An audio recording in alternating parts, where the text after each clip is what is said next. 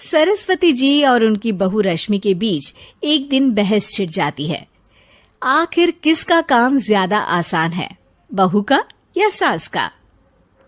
माँ जी, सास को काम ही क्या है, आपके सारे काम उंगलियों पे तो हो जाते हैं। कुछ भी। हाँ, हिसाब तो उंगलियों पे ही हो जाता है ना। अरे बेटा, ऐसा सिर्फ अभी लगता है। जो मुझे करना पड़ता है ना, वो तुझे करना पड़े तो समझ आएगा कि असली काम का पहाड़ कैसा होता है। ठेले बराबर वजन भी नहीं है आपके काम में, और बात पहाड़ों के वजन की कर रही हैं आप। तू ऐसा करती ही क्या है घर में बेटा, ये तो बता मुझे। मैं थोड़ी ना कुछ करती हूँ, सब जादू से हो रहा है इस घर में।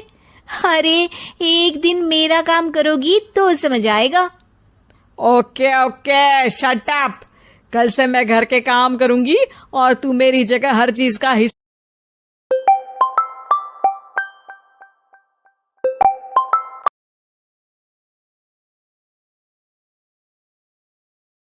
ठीक है?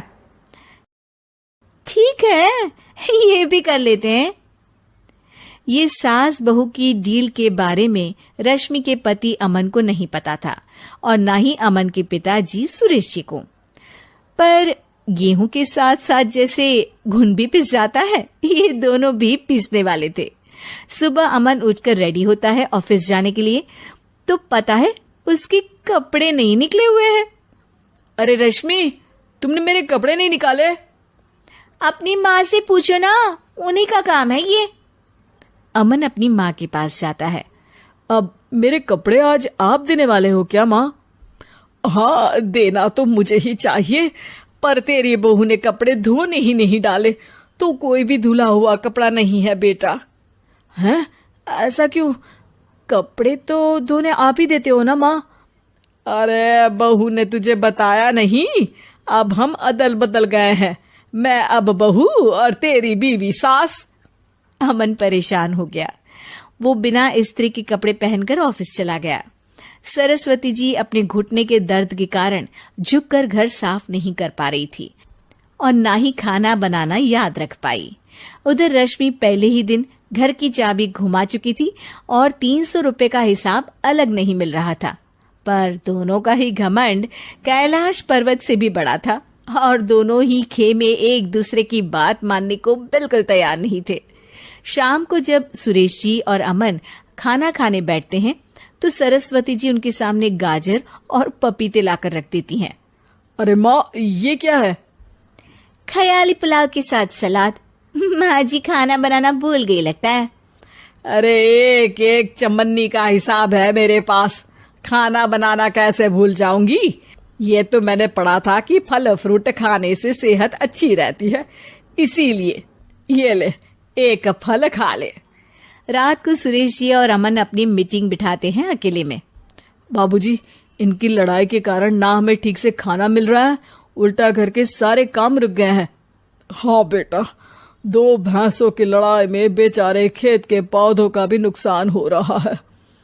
पर पापा, क्या बताऊं आपको, मैंने माँ को इस महीने की 2 तारीख को बिजली के बिल के पैसे दिए थे। आज बिल भरने के लिए मांगने गया तो पता चला कि रश्मि उन पैसों से गैस सिलेंडर ले आई। अच्छा, तो सिलेंडर के पैसों का क्या हुआ?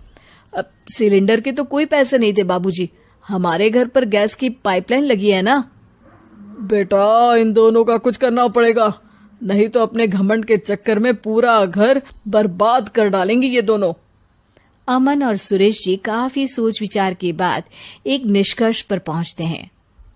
रात ही को दोनों अपनी पत्नियों की अलमारी से नई साड़ी निकालते हैं और सुबह जब रश्मि और सरस्वती जी उठते हैं तो देखते हैं कि दोनों पति साड़ी पहनकर चढ़ाव पर सब्जियां काट रहे हैं। अरे ये सब क्या हो रहा है? क्या हो रहा है मतलब? आप दोनों अदल बदल हो सकते हो तो हम क्यों नहीं? अरे क्या मतलब? नहीं नहीं, मेरी भी बचपन से किसी की बहू बनने की इच्छा थी, तो आज से सरस्वती तुम बड़ी बहू, मैं मिडल बहू और अमन छोटी बहू। अरे लेकिन सब घर पर बैठ जाएंगे तो कमाएगा कौन? ये घर कैसे चलेगा? अब वो तो भैया या बाकी लोग जाने। अब हमने भी अदल बदल कर ही लिया है तो कुछ नहीं हो सकता।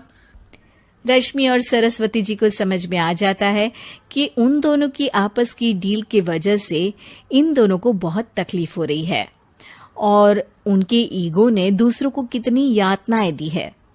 अब असल में माँ जी आप सही थी, सास बनना बहुत मुश्किल है। अरे हाँ बेटा, और तू भी, मुझसे तो नहीं हो पाया सब घर के काम, वापस बदल ले क्या? हाँ हाँ बिल्कुल माँ जी, और अब आप दोनों भी बदल लीजिए। कोई आ गया तो आप दोनों को देखकर क्या सोचेगा? अच्छा है, आप दोनों के समझ में ये बात तो आई। मैं फटाक से कपड़े बदल लेता हूँ। अरे रुक जा बेटा, एक फोटो ले लेती हूँ तेरी। मेरी बेटी होती तो तेरे जैसी ही दिखती साड़ी में। और मेरा फोटो नहीं लोगी?